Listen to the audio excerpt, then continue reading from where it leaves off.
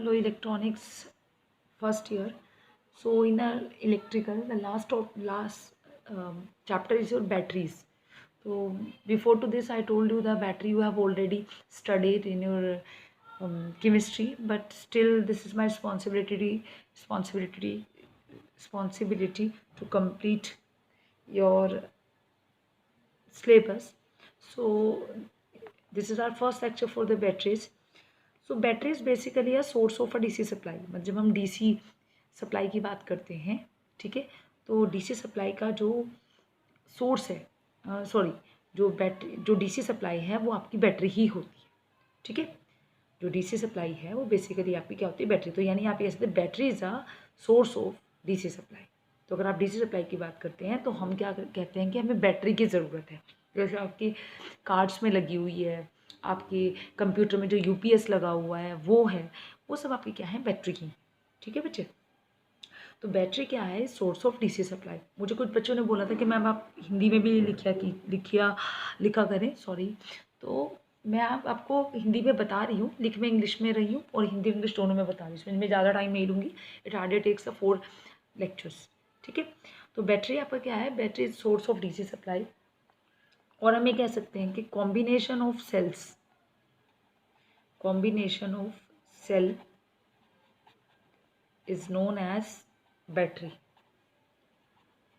मैंने आपको बताया कि बैटरी क्या है, बैटरी है किसका सोर्स है, डीसी सप्लाई का। तो फिर बैटरी क्या है, आप कई सारे सेल्स को आप ऐसे करते हो, ये positive that is a negative. तो ये combination of cells, positive negative plates का जो कॉम्बिनेशन है, positive negative positive negative positive negative, इस पॉजिटिव नेगेटिव इसको हम बोलते हैं सेल्स। तो 1 सेल, 2 सेल, 3 सेल, 4 सेल, मतलब number of plates, positive plate और नेगेटिव प्लेट के कॉम्बिनेशन को हम क्या कहते हैं, सेल।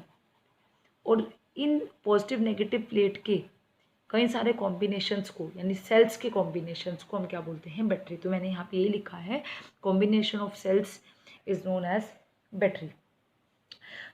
तो a cell is a source of DCMF. तो अब हम बेसिकली सेल क्या है, सेल बेसिकली जो है जिसको हम डीसी वोल्टेज भी बोलते हैं या हम बैटरी बोलते हैं। तो बेसिकली जो आपका ये बैटरी है, ये क्या करती है आपकी, या जो सेल है ये क्या करती है आपकी, आप सेल या बैटरी कुछ भी कह सकते हैं। सेल क्या है, इसको कंबाइन करके हम बैटरी बनाते हैं। तो हम ये कहेंगे सेल क्या करता है आपकी, केमिकल एनर्जी को किस में कन्वर्ट करता है, केमिकल एनर्जी को कन्वर्ट कर किस में करता है, इलेक्ट्रिकल एनर्जी,